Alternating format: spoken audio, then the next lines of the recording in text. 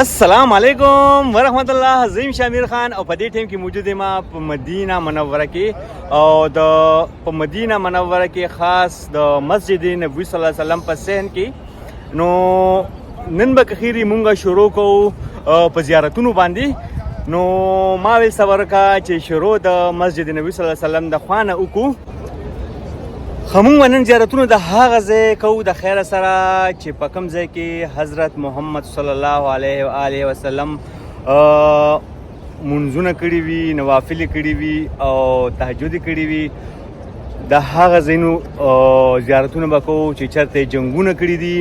د داسې ډېر زیات ځایونه دي انشاءالله. نو مونږ لومبنۍ شروع د مدینې منورې نه کوو د زیارتونو نه، او دې پسې به کخیر بیا د مکې مکرمې زیارتونه کوو. نو تاسو مونږ سره اوسئ او ویډیو پوره وګورئ پلیز، او چینل سبسکرایب کړئ چې د نورو ځایونو د نورو زیارتونو نوټیفیکیشن تاسو ته راشي. زموږ سره اوسئ، راځئ چې ځو. او په دې ټایم کې زه موجود یم په مدینه کې په مسجد القبلتین کې. نو راځئ انشاءالله اوس د مسجد القبلتین زیارت کوو. ډېر زیات خلک هم راغلي دي او زه هم ورځم او تاسو ته هم ښیم. زموږ سره اوسئ، ویډیو پوره وګورئ.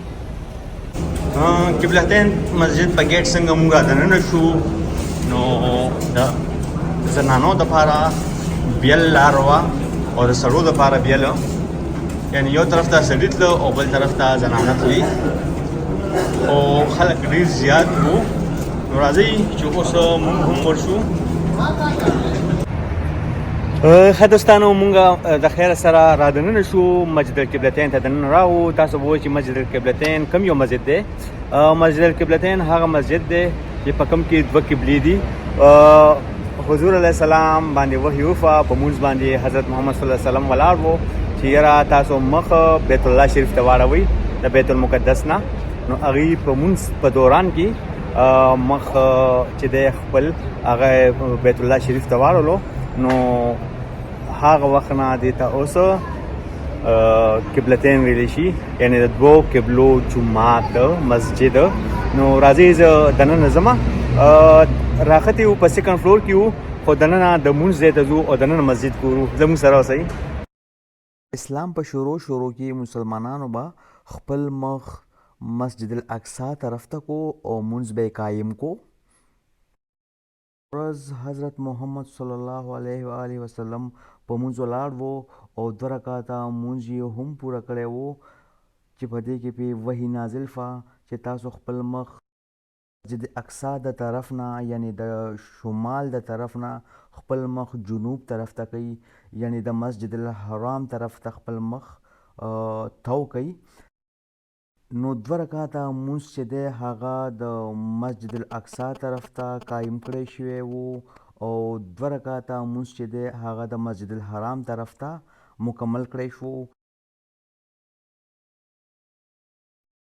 دې وجې نه دې مسجد ته مسجد القبلتین ویلی شي.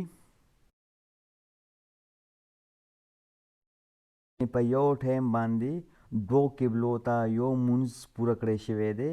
2 رکعاته د مسجد الاقصی طرف ته او 2 رکعاته د مسجد الحرام طرف ته مکمل کړی شوي وو.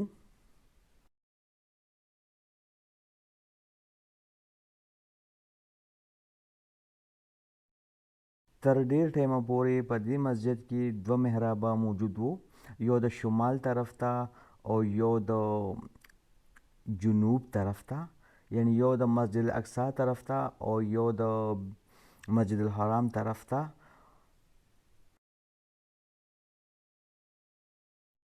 یا د خلکو د ناپوهۍ د وجې نه یو محراب بند کړو چې کوم د مسجد الاقصی د طرف ته و، ځکه چې ډېر خلک به راغله او مخ به یې د مسجد الاقصی طرف ته کو او هغه طرف ته به یې مونځ کولو.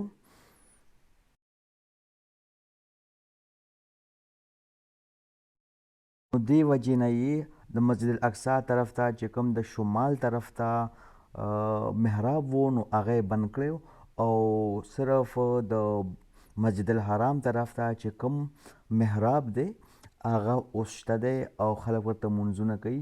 او دا د خوشبو دپاره چې دا تاسو وینئ کوم دا د ښکلو خوشبو دپاره دا اور بل کړی و او د پاسه یې پې څه دانې غونډه کې اچولې.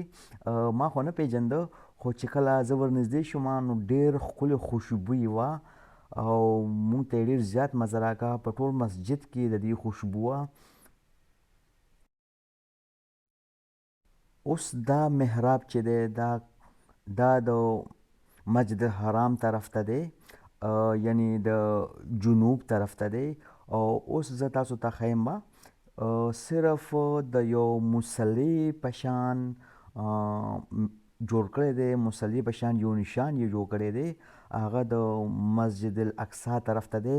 خو هغه مصلي نشان چې دی صرف په دیوار باندې دی، یعنی دغه تاسو چې کوم ویني دغه مصلي نشان دا اوس کوم خامخ تاسو ته ښکاري دا د مسجد الاقصی طرف ته دی.